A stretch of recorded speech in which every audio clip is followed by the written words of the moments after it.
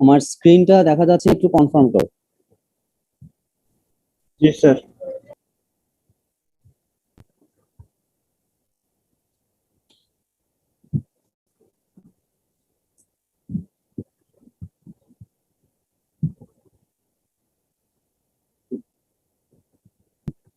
Recording in progress.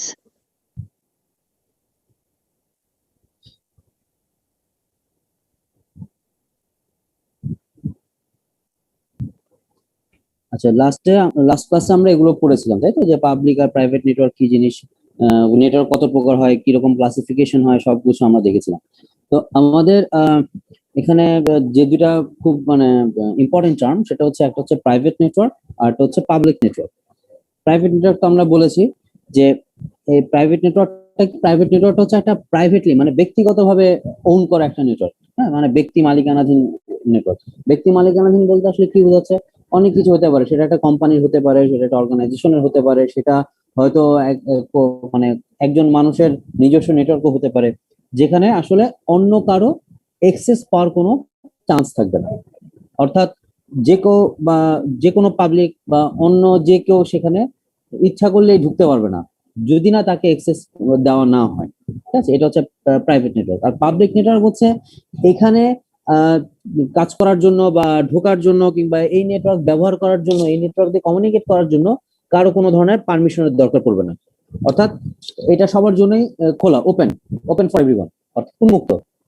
যেটা হচ্ছে internet, আমরা যে নেটওয়ার্কটা ইউজ করছি, আমরা এখানে কারো পারমিশন নিতে হচ্ছে না আমাদেরকে এখানে ঢোকার জন্য বা ওইটা ইউজ করার জন্য, কিংবা এই ইন্টারনেট থ্রুতে আমরা ডেটা পাচ্ছি বা ডেটা রিসিভ করছি, এই জন্য কিন্তু কারো পারমিশন নিতে হচ্ছে না বা কারো কাছ থেকে আমাকে এক্সেস ক্ষমতা বা এরকম কিছু নিতে হচ্ছে না। আমরা জাস্ট ইন্টারনেটে কানেক্ট হলেই আমরা ডেটা পাঠাতে পারছি।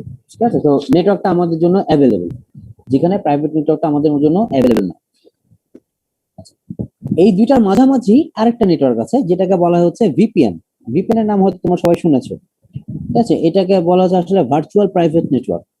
অর্থাৎ প্রাইভেট নেটওয়ার্কটা ভার্চুয়ালি, এটা কোনো প্রাইভেট নেটওয়ার্ক না, কি বলবো, যে পাবলিকদের মতো না।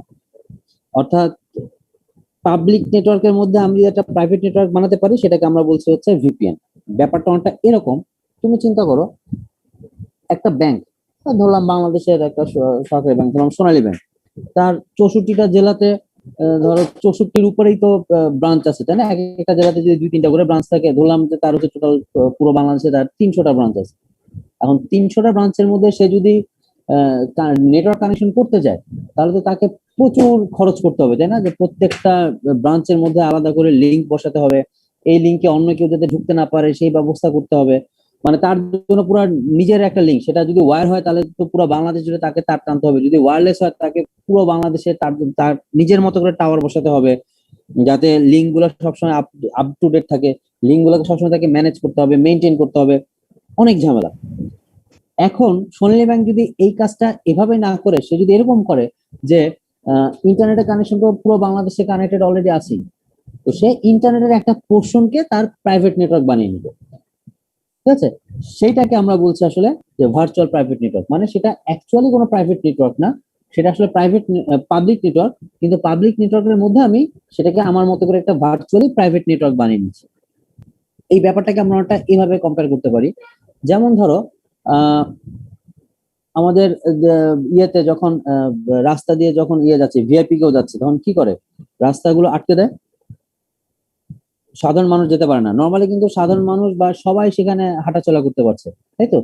সেখানে যে কোনো গাড়ি যাচ্ছে, যে কোনো বাস যাচ্ছে, সেটা মানে প্রাইভেট কার হোক, সেটা পাবলিক বাস হোক, সবই সেখানে যাচ্ছে, কারো কোনো সমস্যা হচ্ছে না। কিন্তু যখনই কোনো ভিআইপি কেউ আসে, সাপোজ ধরো প্রাইম মিনিস্টার বা প্রেসিডেন্ট যখন আসে, তখন কিন্তু ওই একই রাস্তাটাকে কি আটকে দেওয়া হয়, তখন অন্যরা কেউ সেখানে যেতে পারছে না, তখন শুধুমাত্র ওই রাস্তাটা তার জন্য হয়ে যায়। তাহলে কি এটা অনেকটা এরকম মনে হচ্ছে না যে ওই রাস্তাটা ভার্চুয়ালি শুধুমাত্র সেই ভিআইপির জন্য বরাদ্দ, যদিও এই রাস্তাটা আসলে পাবলিকের রাস্তা। তো এই ভিপিএন এ আমরা আসলে সেই একই কাজ করি। আমার নেটওয়ার্কটা পাবলিক নেটওয়ার্ক, কিন্তু পাবলিক নেটওয়ার্কের ওই অংশটুকু তখন হচ্ছে ভার্চুয়ালি প্রাইভেট করে ফেলা হয়। অর্থাৎ যখন প্রাইভেট নেটওয়ার্কের ইনফরমেশন সেখান দিয়ে যাবে, তখন আসলে অন্য কোনো ইনফরমেশনের প্রায়োরিটি থাকবে না, বা প্রাইভেট নেটওয়ার্কের প্রায়োরিটি হচ্ছে বেশি থাকবে। অন্য কথায় আমরা আসলে এরকম করতে পারি, যেমন এটা যেহেতু আমাদের নেটওয়ার্ক, আমরা তো একই ইনফরমেশন, মানে কি বলবো, একটা লিঙ্ক দিয়ে আমরা অনেকের ইনফরমেশন পাঠিয়ে দিতে পারি একসাথে। এমন না যে একটা তার দিয়ে শুধুমাত্র তোমার ইনফরমেশনে যাবে আর অন্য কারোর ইনফরমেশন সেখানে যাবে না। ওখানে আসলে সবার ইনফরমেশন যায়। তোমরা তো মাল্টিপ্লেক্সিং করে আসছো, মাল্টিপ্লেক্সিং করে আমরা যে কোনো মানে অনেকগুলো ইনফরমেশনকে একসাথে করে পাঠিয়ে দিতে পারি, তাই না?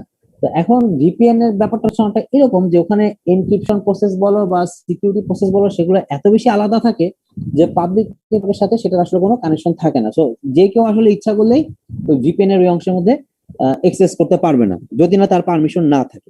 এবং ভিপিএন এ তুমি যদি একবার তোমার ডেটা পাঠিয়ে দাও, বাইরে থেকে কেউ আসলে সেটাকে সেভাবে ট্র্যাক করতে পারবে না ডেটাটা।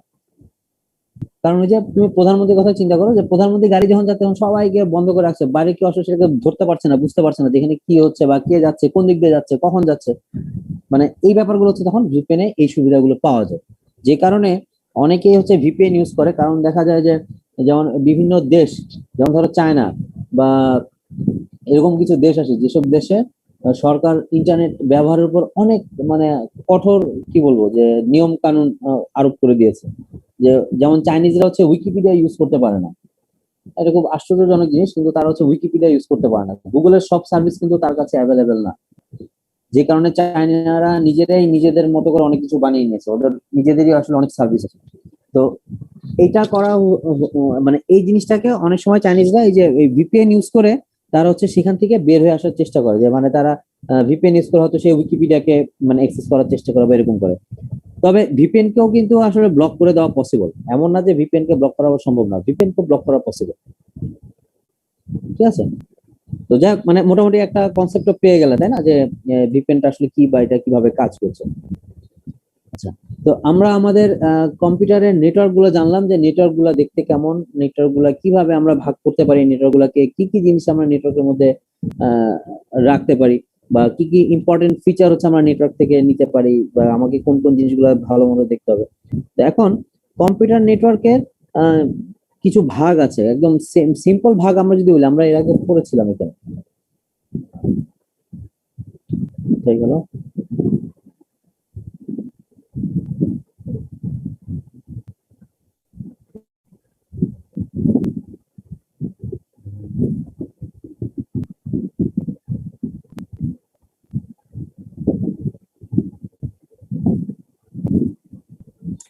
এই যে আমরা এখানে পড়েছিলাম যে একটা হচ্ছে কি পয়েন্ট টু পয়েন্ট কানেকশন ছিল, রাইট?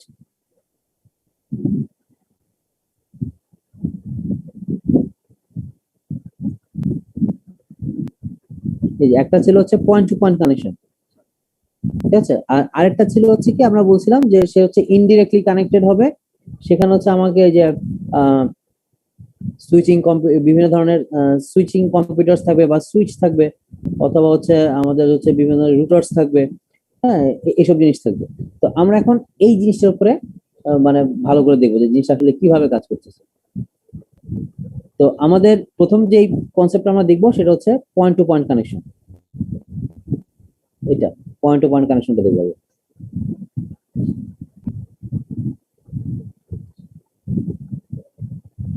আচ্ছা, তাহলে এটাকে আমরা কি বলতে পারি, যে message that is to be sent is disassembled into individual data packets of fixed predetermined length at the centre.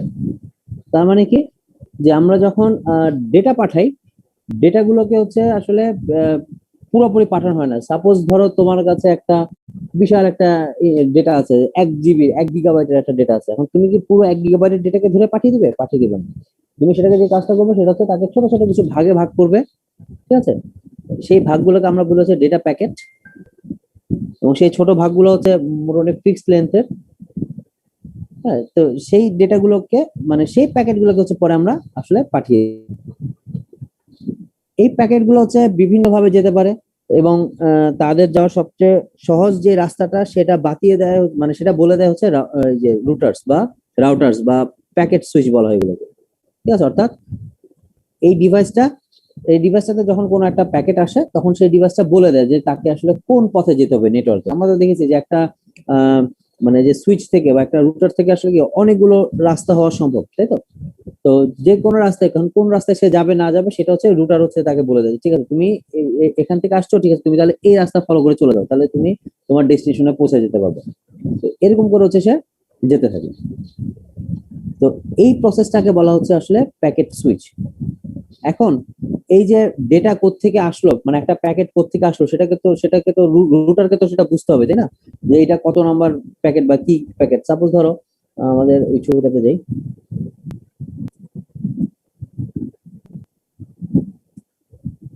আমরা যদি এই ছবিটাতে আসি, ধরলাম এটা হচ্ছে একটা রুটার বা রাউটার যেটা বলে।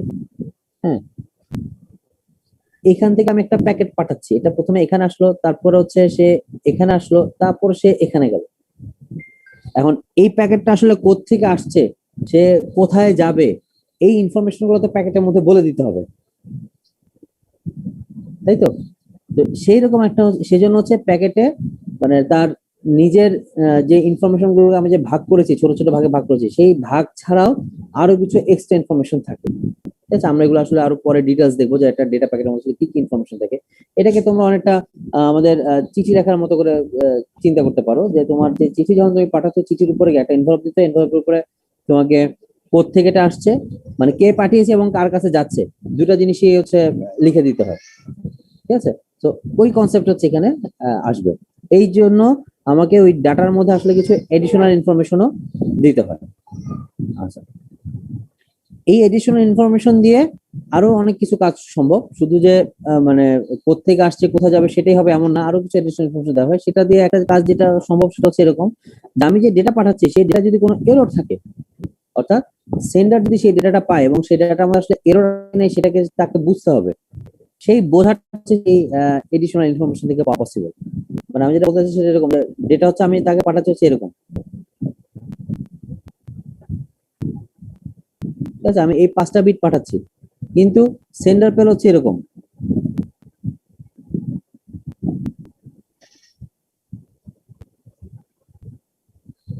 তার হচ্ছে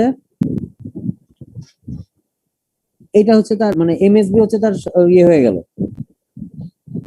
এমএসবি বলছে এলএসবি, এলএসবি টা হচ্ছে তার জিরো হয়ে গেল, দেখো এই অংশটা কিন্তু তার আসলে জিরো হয়ে গেল, সে পাঠাচ্ছে, আমি পাঠাচ্ছি 1101, কিন্তু সে পাচ্ছে 1100। একটা বিট যেখানে চেঞ্জ হয়ে গেল, এই বিটটা যে চেঞ্জ হয়েছে কি হয় না সেটা তো তাকে জানতে হবে না, সেই ইনফরমেশনটা আমরা আসলে এখান থেকে পাই, মানে এডিশনাল ইনফরমেশন থেকে পাই। অর্থাৎ এখানে কোনো এরর হচ্ছে কি হচ্ছে না সেটাও আমরা যেমন ধরতে পারি, আমরা আবার সেটাকে কারেক্টও করতে পারি। যদি এরর হয়ে থাকে সেটাকে কিভাবে কারেক্ট করতে হবে সেটাও আমরা এখান থেকে বের করে নিয়ে আসতে পারি। ঠিক আছে, তো এই জন্য হচ্ছে এডিশনাল এই ইনফরমেশন গুলো আমাদের খুবই দরকার।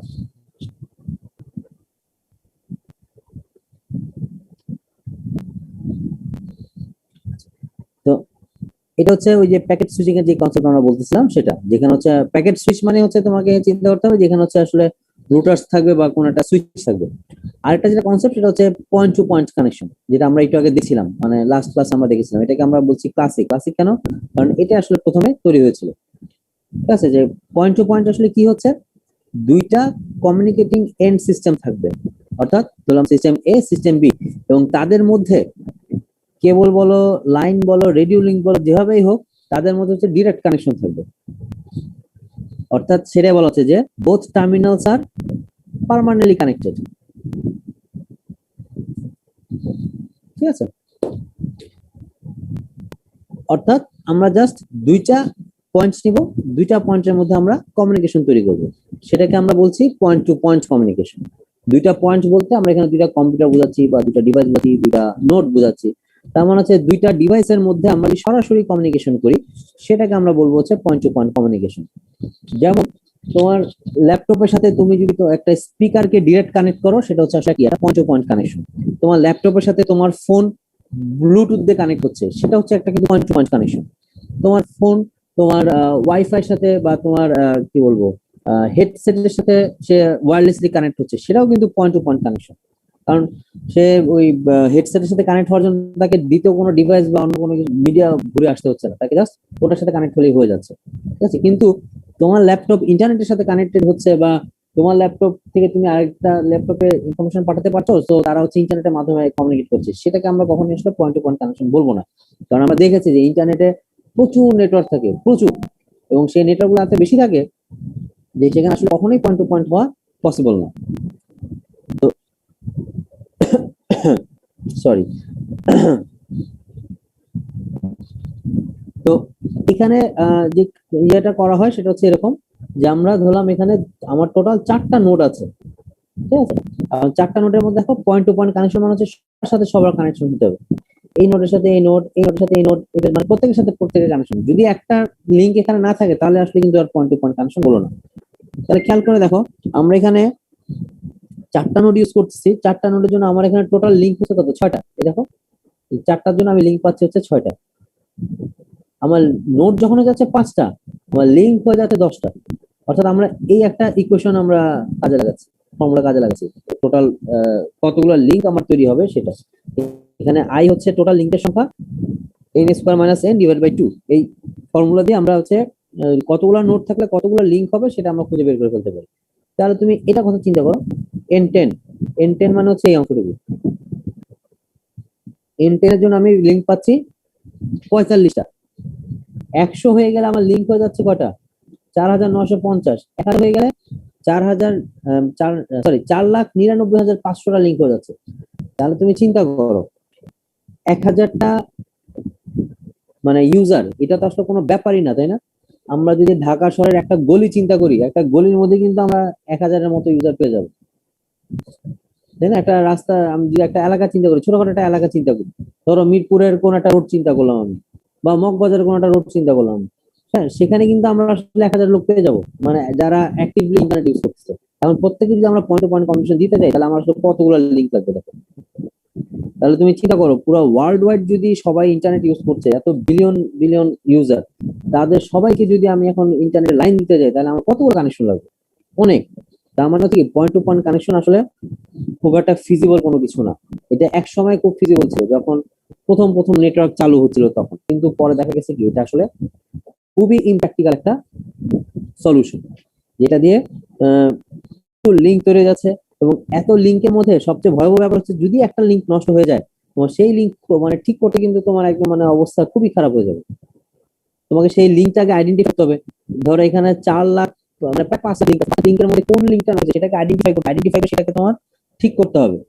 আর যদি এটা ওয়্যার হয় তাহলে আরো ভয়াবহ অবস্থা, তাই না? ধরো বাংলাদেশে যে ল্যান্ডলাইনের ফোনগুলো আছে আমাদের দেশে, ল্যান্ডলাইনের ফোন তো এখনো আছে, সেটা তো সবাই জানো নিশ্চয়ই। যে ল্যান্ডলাইনের ফোন গুলোতে যদি এরকম একটা অবস্থা হয়, তাহলে কিরকম ব্যাপার স্যাপার দাঁড়াবে। বা বড় একটা কোম্পানি, হ্যাঁ, বা ধরো সরকার একটা মন্ত্রণালয় বা সচিবালয়, যেখানে অনেক কর্মচারী কর্মকর্তারা কাজ করছে, সেখানে ধরো তুমি একটা এক্সটেনশনের কথা চিন্তা করো, তুমি একটা পিএবিএক্স সিস্টেম বসাচ্ছ, যে একজনের রুম থেকে আরেকজনের রুমে কথা বলতে পারবে। এই পিএবিএক্স সিস্টেমটা যদি এখন এরকম হয়, এবং সেই মানে ধরলাম ওখানে ধরলাম অ্যাটলিস্ট 100 জন, বা ধরলাম 200 জন হচ্ছে সেখানে মানে পিএবিএক্স ইউজ করে, তাহলে তাদের যেই লাইন থেকে 5000 লাইন, 5000 তারের লাইন থেকে একটা লাইন যদি নষ্ট হয়, সেই লাইনটাকে খুলে বের করে খুঁজে নিয়ে এসে আবার সেটাকে মানে রিপ্লেস করে ঠিক করা, রিপেয়ার করা, খুবই একটা মানে ঝামেলার কাজ, তাই তো? সেই কারণে আসলে আমরা এই পয়েন্ট টু পয়েন্ট কানেকশনকে খুব একটা মানে এখন আর ইউজ করা হয় না সেটা। এটা এখানে বলা হচ্ছে যে পয়েন্ট টু পয়েন্ট কানেকশনটা কি সেটা বলা হচ্ছে, যে প্রবলেম গুলো বললাম সেটা এখানে বলা হচ্ছে, যে থিওরিটিক্যালি সিম্পল টু ইমপ্লিমেন্ট। এটা হচ্ছে থিওরিটিক্যালি দেখতে খুব সিম্পল মনে হচ্ছে যে ইমপ্লিমেন্ট করা, ঠিক আছে, কারণ প্রত্যেক হচ্ছে ডিরেক্টলি কানেকশন থাকে এটা, কিন্তু এটা হচ্ছে প্র্যাকটিক্যাল অ্যাপ্লিকেশন হচ্ছে এটা লিমিটেড হয়ে যায়, কারণ প্র্যাকটিক্যাল অ্যাপ্লিকেশন আমরা আসলে এত কিছু মানে এত লাইন বা এত লিঙ্ক তো আসলে তৈরি করা পসিবল না। ঠিক আছে, আচ্ছা এবার বলো, কারো কোনো কোশ্চেন আজকের এই এতটুকুতে? স্যার এখানে কি তাহলে স্যার মাঝখানে ডিভাইস দিয়ে তারপর এটাকে চেঞ্জ করা হয়েছে নাকি পরবর্তীতে? হ্যাঁ হ্যাঁ, রাইট, এই টেক্সটিং ব্যাপারটা আসছে, যে এতগুলাকে আসলে ডিরেক্টলি না করে সবগুলাকে ইনডিরেক্টলি কানেক্ট করাটা মানে ভায়াবল, অনেক ভায়াবল একটা সলিউশন। জি স্যার, তাহলে তো মনে হচ্ছে এখানে 10টার জন্য আমার 11টা কানেকশন দিলে হয়ে যাচ্ছে।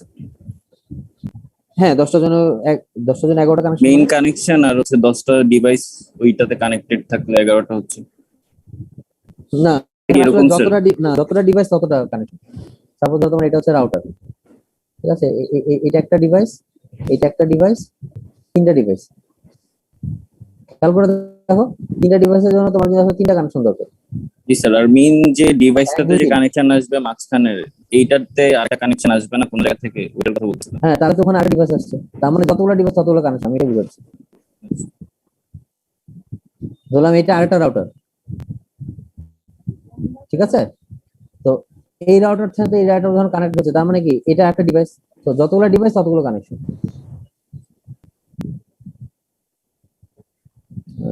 বোঝা গেছে ব্যাপারটা? জি স্যার। আচ্ছা, আর আর কোনো কোশ্চেন কারো, কোয়েরি?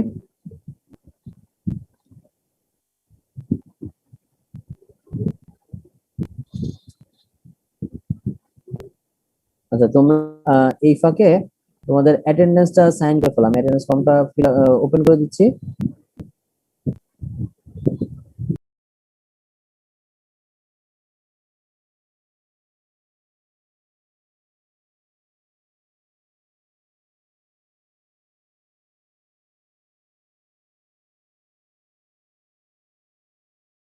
আসসালামু আলাইকুম স্যার। হ্যাঁ, ওয়ালাইকুম আসসালাম, বলো। Sir, hello. স্যার ওই যে আপনি ফুল নেমের একটা গুগল ফর্ম দিয়েছিলেন, হ্যাঁ হ্যাঁ, এটা মানে গতকালকের মধ্যে পূরণ করার কথা ছিল স্যার। আমি ওটা কালকে মানে আজকে পূরণ করছি। আজকে পূরণ করছো? আচ্ছা ঠিক আছে, না আমি এখনো পাঠাইনি, আমি যে ক্লাস শেষে পাঠাবো, ঠিক আছে, সমস্যা নেই। আচ্ছা আর কেউ যদি ফিল আপ করে না থাকো, এখনই ফিল আপ করে ফেলো, ওটা ক্লাসরুমে দেওয়া আছে। তো ওটা ছাড়া হচ্ছে মুডলের অ্যাকাউন্ট তোমাদের করা পসিবল হবে না।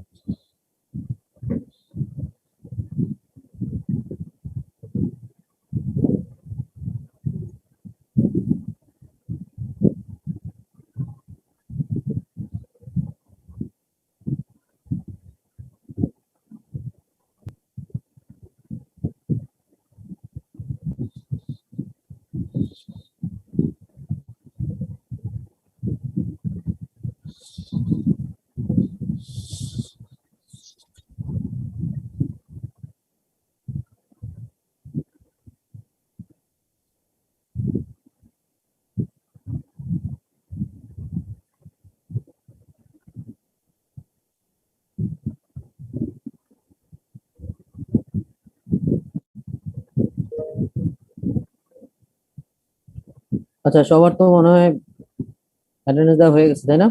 তা আমরা আবার পড়াতে ব্যাক করি।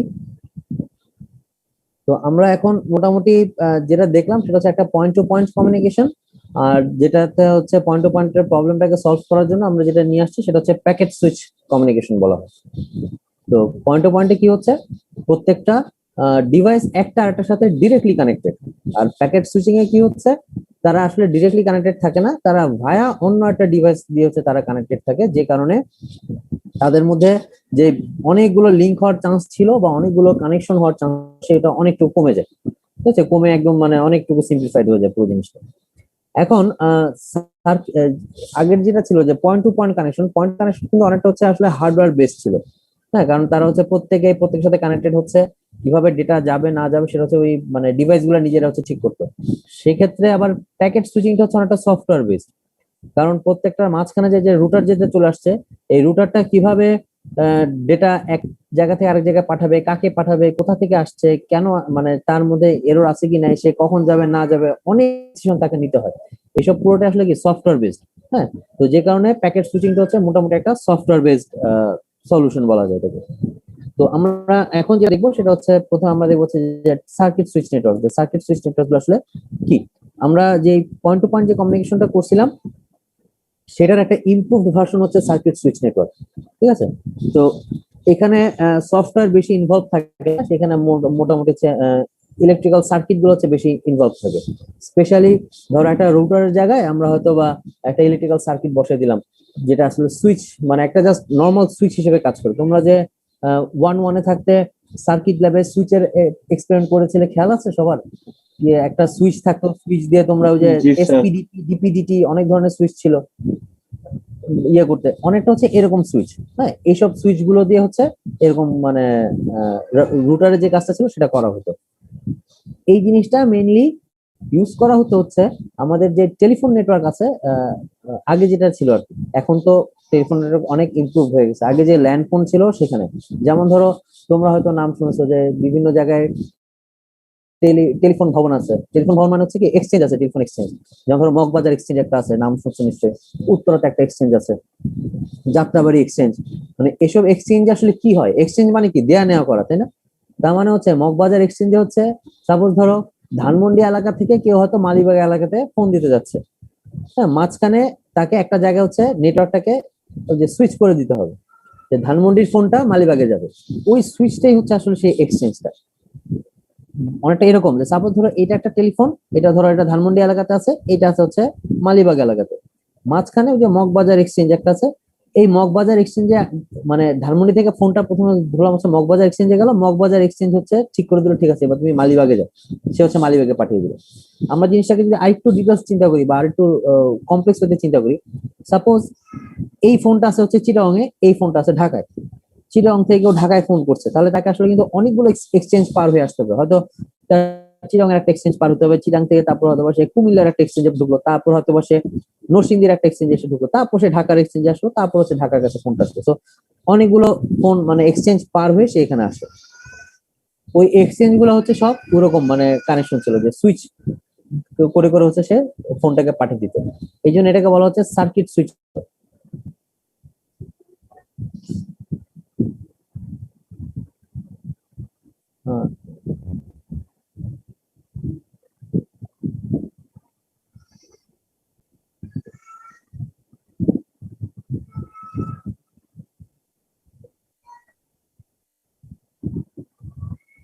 আচ্ছা, এটাকে যেন বলা হচ্ছে এটা যে সার্কিট সুইচ নেটওয়ার্ক, যেখানে প্রত্যেকটা হচ্ছে সার্কিট এর সুইচ হয়। তাহলে এখানে কি কি কাজ হচ্ছে আসলে, ব্যাপারটা শোনাটা এরকম যে প্রথমে হচ্ছে একটা কানেকশন তৈরি হয়, তারপর হচ্ছে ডেটাটা ট্রান্সফার হওয়া শুরু করে। মানে কানেকশন তৈরি হয় মানে কি, ধরো একটা টেলিফোন একটা টেলিফোনকে যখন কল দিচ্ছে, মানে সেকেন্ড টেলিফোনটা যখন কল তুলবে, তাহলে কিন্তু কানেকশনটা আসলে স্টাবলিশড হয়ে যাবে, হ্যাঁ, কানেকশনটা তৈরি হয়ে যাবে। এখন এই কানেকশনটা যখন তৈরি হলো, তখন কিন্তু আসলে ডাটা ট্রান্সফার হওয়া শুরু করে দিল। এবং যে কোনো একটা ফোন সেই কানেকশনটা টার্মিনেট করলে, মানে যে কোনো একটা ফোন হচ্ছে সেই ইয়েটা রেখে দিলেই, বা মানে ফোনে ক্রেডেলের মধ্যে হচ্ছে ইয়েটা রেখে দিলেই, এটাকে কি বলে, ক্রেডেলই তো বলে মনে হয়, মানে যেটাতে কথা বলে আর কি। সেটাকে রেখে দিলেই আসলে সে মানে তার কানেকশন ডিসকানেক্ট হয়ে যাবে। তো এটা হচ্ছে গিয়ে সুইচিং নেটওয়ার্কের মানে মূল প্রিন্সিপালটা। তো এটা এখানে বলা হচ্ছে যে এখানে হচ্ছে আসলে কি, এটা একটা অ্যানালগ টেলিফোন নেটওয়ার্ক। হ্যাঁ, এখানে হচ্ছে কানেকশনটা কিভাবে এস্টাবলিশ হয় সেটা বললাম। অ্যাক্টিভ থাকবে কতক্ষণ, যতক্ষণ না পর্যন্ত কেউ এটাকে মানে বন্ধ করে না দিচ্ছে। আর এই বিষয়ের মধ্যে একটা কনস্ট্যান্ট ব্যান্ডউইথ আছে, মানে এটা ব্যান্ডউইথ হচ্ছে অলমোস্ট কনস্ট্যান্ট। তার মানে হচ্ছে তুমি আসলে যেটা বেশি পাঠাও বা কম পাঠাও, তোমাকে ওই ব্যান্ডউইথটাই মেনটেন করতে হবে। এর বেশিও ব্যান্ডউইথ তুমি পাবে না, এর কমও তুমি ব্যান্ডউইথ পাবে না। ব্যাপারটা হচ্ছে ওটা এরকম। ঠিক আছে, এখন সার্কিট সুইচ নেটওয়ার্কের কিছু প্রবলেম আছে। প্রবলেমটা কি, সাপোজ ধরো সে যখন এই পাথটা তৈরি করে ফেলে, যে বোল্ড করে মোটা দাগের যে পাথটা, সেই পাথটা তৈরি করে ফেলে, হ্যাঁ, এখন একটা এক্সচেঞ্জ এখানে সাপোজ হচ্ছে গিয়ে সে মানে নষ্ট হয়ে গেল, তখন কি হবে, তখন কিন্তু পুরো কানেকশনটা কিন্তু তখন বরবাদ।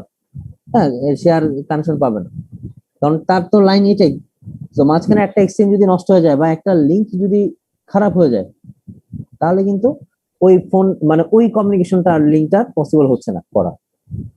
ঠিক আছে, সে যে মানে ঘুরে আরেক জায়গা দিয়ে আসবে, সেই কনসেপ্ট তার মধ্যে নেই। যে মানে এই লিঙ্কটা বন্ধ থাকলে সে হয়তো এদিক থেকে সে এভাবে করে সে এভাবে করে আসবে, এই কনসেপ্টটা তার মধ্যে নেই। ঠিক আছে, তো এটা একটা প্রবলেম এটা। তো এখানে যেটা আরো বলা হচ্ছে যে সেটা হচ্ছে কি, যে সার্কিট সুইচ নেটওয়ার্কে হচ্ছে data communication, data transmission rate যেটা, সেটা সবসময় হচ্ছে কি ফিক্সড। কারণ তার তো ইয়ে ফিক্সড, মানে ব্যান্ডউইথ ফিক্সড। ঠিক আছে, যেহেতু সবকিছুই ফিক্সড, এই জন্য এটার ডিলেটাও আসলে কম, মানে নেটওয়ার্ক ডিলেটা অনেক কম। হ্যাঁ, যে ফোন করলেই আসলে ফোনটা চলে যাচ্ছে, এটার জন্য যতটুকু ডিলে দরকার ততটুকু ডিলে, এর চেয়ে বেশি ডিলে তার মানে হওয়ার চান্স একদমই নেই বলতে গেলে। ঠিক আছে, আর বলছি কি, যে bandwidth of a connection is always limited by the weakest section of the route through the network. তার মানে হচ্ছে ব্যান্ডউইথ হচ্ছে সবচেয়ে মানে দুর্বল যে জায়গাটা, সেটার উপর ডিপেন্ড করতেছে। সাপোজ ধরো এখানে একটা কানেকশনের ব্যান্ডউইথ হঠাৎ করে কমে গেল, কমে গিয়ে বাকি পুরো নেটওয়ার্ক হচ্ছে বললাম যে 10 এমবিপিএস আছে, এখানে সেটা 1 এমবিপিএস হয়ে গেলো, তাহলে কিন্তু পুরো নেটওয়ার্কে এখন মানে এই লাইন পুরোটা এখন 1 এমবিপিএস এ চলবে। এমন না যে এতগুলো জায়গা সে 10 এমবিপিএস এসে এখানে 1 এমবিপিএস যাবে না, সেটা হবে না। তখন হচ্ছে পুরোটা আসলে 1 এমবিপিএস চলে যাবে। এটা একটা প্রবলেম হয়ে যাবে, ঠিক আছে। আচ্ছা, তো এসব কারণে আমরা যেই আর ওই যে একটু আগে যেটা বললাম যে ওয়ার্স্ট কেস সিনারিওটা কি, যে যদি একটা এক্সচেঞ্জ যদি ফেল করে এখানে, তাহলে হচ্ছে পুরো সাবনেটটা হচ্ছে একদম বসে যাবে, মানে সে সাথে সাথে হচ্ছে কি হয়ে যাবে, সেপারেটেড হয়ে যাবে এবং সে ইনঅ্যাক্সেসিবল হয়ে যাবে। মানে ওই যে যেটা বললাম যে তার এখান দিয়ে আর কোনো ইয়ে আসবে না, মানে ডেটা এখান থেকে তখন পাস হবে না।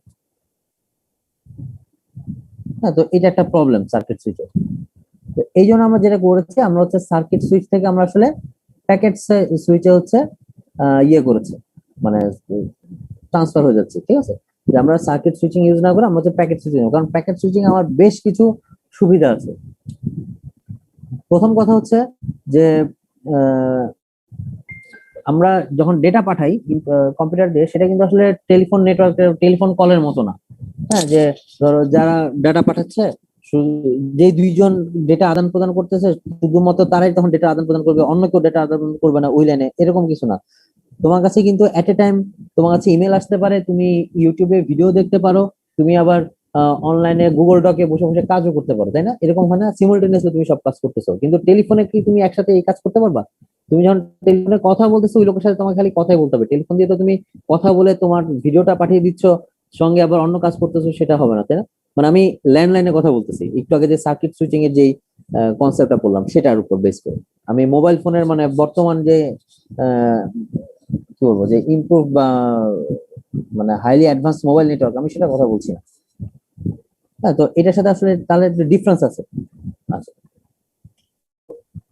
লোকজন যখন টেলিফোনে কথা বলে তখন আসলে কি হয়, সে একই তালে কথা বলেই যাচ্ছে, তাই না? যে সবার কথার ব্যান্ডউইথ মোটামুটি সেম। কিন্তু আমি যখন কম্পিউটার নেটওয়ার্ক কথা চিন্তা করব, তখন কিন্তু আসলে সব সময় সবকিছু সেম আসবে না। আমি ইউটিউবের ভিডিও আমি দেখতে যাচ্ছি, তখন আমার জন্য নেটওয়ার্কে আমার যে অ্যাক্টিভিটি থাকবে, আমি অনলাইনে গিয়ে গুগল ডকে গিয়ে আমি কিছু একটা লিখছি, সেটার অ্যাক্টিভিটির জন্য আমার ব্যান্ডউইথ অনেক কম লাগবে। এটা তো কমন সেন্স, এটা তো বোঝাই যাচ্ছে, তাই না? তো এটা এখানে বলা বলা হচ্ছে যে যখন মানে কম্পিউটারে যখন কাজ শুরু হয়, তখন হচ্ছে একসাথে মানে একটা ক্লাস্টারের অ্যাক্টিভিটি শুরু হয়, এবং এটাকে অনেক সময় হচ্ছে বার্স্ট বলা হয়। অর্থাৎ যখন কাজ যখন হতে থাকে তখন দেখা যায় যে একসাথে অনেকগুলো কাজ হয়ে যায়, আবার যখন কাজ হয় না তখন চুপচাপ সব পুরো জিনিসটা বসে থাকে। হ্যাঁ, এই জিনিসটাকে বলা হচ্ছে বার্স্ট বলা হয়। আচ্ছা, তো আমরা এখন প্যাকেট সুইচিং এ আমাদেরকে তাহলে কি করতে হবে, আমাদেরকে একটা ফেল সেফ ডেটা ফ্লো তৈরি করতে হবে। অর্থাৎ আমি যে ডেটাটা ফ্লো করাবো সেটা ফেল সেফ থাকবে, অর্থাৎ সেটা ফেল হবে না। যদি ফেল হয়ও, ওই ফেলিওরের জন্য যাতে আমার ডেটা যাতে মানে কোনো সমস্যা না হয়, নেটওয়ার্ক ফেল করুক কিন্তু আমার ডাটা যাতে কোনো প্রবলেম না হয়, সেরকম সেফ রাখতে হবে, ঠিক আছে। সেই জিনিসটাকে হচ্ছে এনশিওর করতে হবে কম্পিউটার কমিউনিকেশন, ঠিক আছে। আচ্ছা, কখন করতে হবে এটা, যদি এই যে এক্সচেঞ্জ যদি পুরোপুরি ফেল করে, তাতেও যাতে আমার এই ডেটা ফ্লো যাতে কোনো সমস্যা না। আমি কি ব্যাপারটা বুঝতে পেরেছি? মানে তোমার মাঝখানে ধরো একটা রুটার আছে, সেই রুটারটা নষ্ট হয়ে গেল বা ফেল করে ফেলো একটা ইন্টারনেটের একটা যে কোনো একটা জায়গায়, ওটা যদি ফেলও হয়ে যায়, তাও যাতে আমার ডাটা ফ্লো যাতে কোনো প্রবলেম না হয়, সেইভাবে হচ্ছে আমাকে কাজ করতে হবে।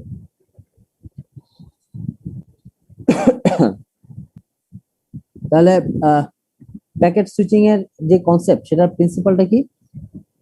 প্যাকেট সুইচিং এর মূল প্রিন্সিপাল হচ্ছে যে সে হচ্ছে ডিঅ্যাসেম্বল করে ফেলে মেসেজকে ছোট ছোট ইন্ডিভিজুয়াল ডেটা প্যাকেটে, ঠিক আছে। অর্থাৎ ছোট ছোট ডেটা প্যাকেটে সে হচ্ছে পুরো একটা মেসেজকে ছোট ছোট ভাগে ভাগ করে ফেলে। যখন একটা বড় মেসেজকে সে ছোট ছোট ভাগে ভাগ করে ফেলে, সেটাকে বলা হচ্ছে ডেটা প্যাকেট। এই ডেটা প্যাকেট করার যে প্রসেস, সেটাকে বলা হচ্ছে ফ্র্যাগমেন্টেশন। আচ্ছা, এই প্যাকেট গুলোকে অর্থাৎ ছোট ছোট ভাগগুলোকে সে হচ্ছে কমিউনিকেশন নেটওয়ার্কের মাধ্যমে হচ্ছে পাঠিয়ে দেয় এক জায়গা থেকে আরেক জায়গায়। তারপরে মানে ইন্ডিভিজুয়াল প্যাকেট, এই প্যাকেট গুলো আসলে কোন পথে যাবে, মানে কোন রুটে যাবে, সেটা ফিক্সড থাকতে পারে, আবার নাও ফিক্সড থাকতে পারে, ঠিক আছে। যেমন ভার্চুয়াল প্রাইভেট নেটওয়ার্কের ক্ষেত্রে এটা হচ্ছে অনেকটা ফিক্সড থাকে, কিন্তু নর্মালি আমরা যে পাবলিক নেটওয়ার্ক ইউজ করি সেখানে সে আসলে ফিক্সড থাকে না, এটা নট ফিক্সড। তাহলে সেন্ডার শুধুমাত্র একটা পাথ তৈরি করবে, যেটা হচ্ছে পরের এক্সচেঞ্জে যাবে।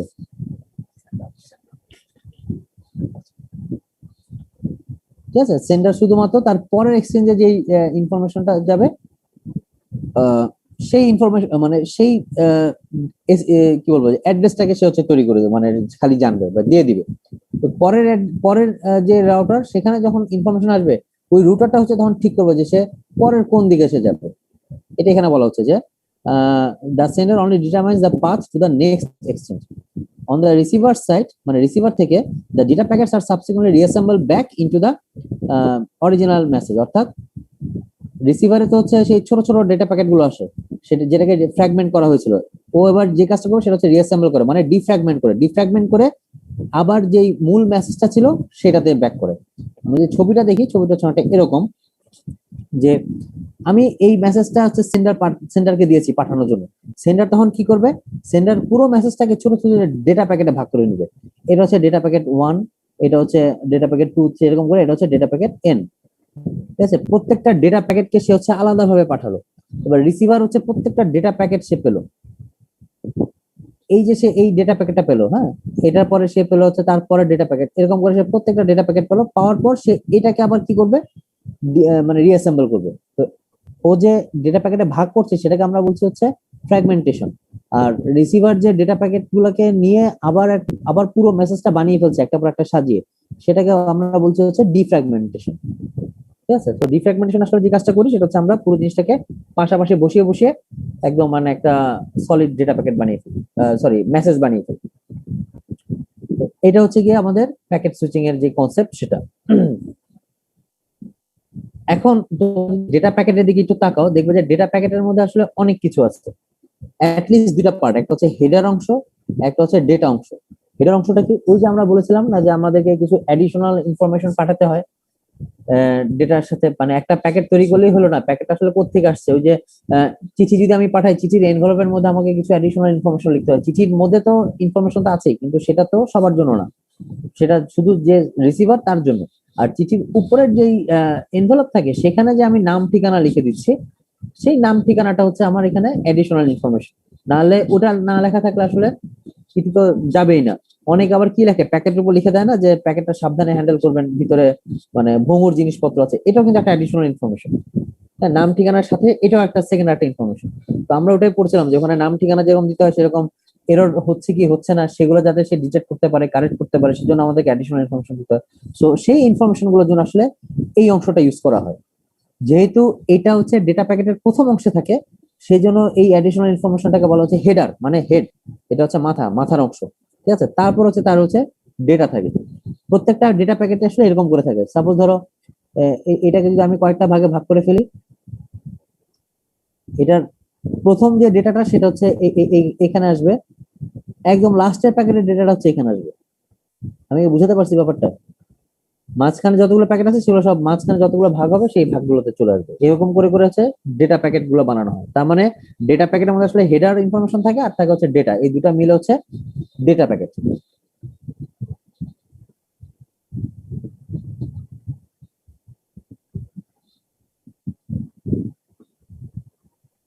আচ্ছা, এতটুকুতে বলো, এতটুকুতে কারো কোনো কোশ্চেন এখনো পর্যন্ত?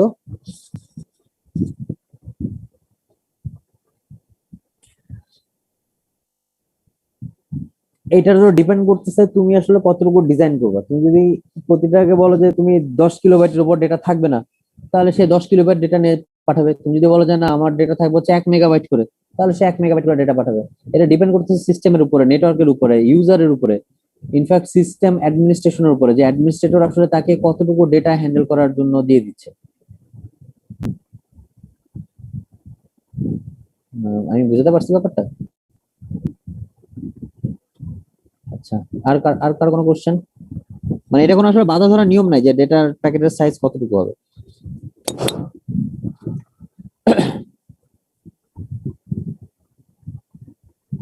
কারণ আমরা যখন ইন্টারনেটে ডেটা পাঠাই, আমরা কিন্তু আসলে পুরো ডেটা একবারে পাঠাই না। যে কারণে তুমি দেখবে যে তোমার ডেটা যখন ওই যে তুমি যখন ইউটিউবে, মানে সহজ একটা হিসাব দিই, যে তুমি যখন ইউটিউবে ভিডিও দেখো, মানে তোমার কিন্তু পুরো ভিডিও করাপ্ট হয়ে আসে না। তুমি দেখতে দেখতে হঠাৎ করে তার বন্ধ হয়ে গেল, ওই যে তুমি যতক্ষণ দেখছিলে ততক্ষণ কিন্তু বিভিন্ন প্যাকেট আসছিল, হয়তো মাঝখানে 2-3টা প্যাকেট মানে আসতে পারে নাই, কোথাও হারিয়ে গেছে, ডেটা লস হয়। তো সেই জন্য হয়তো তুমি তখন তখন তোমার মানে কয়েকটা ফ্রেম হয়তো বা ড্রপ করে গেছে, তখন তোমাকে মনে হচ্ছে যে তোমার ফ্রেমটা কাজ করছে না।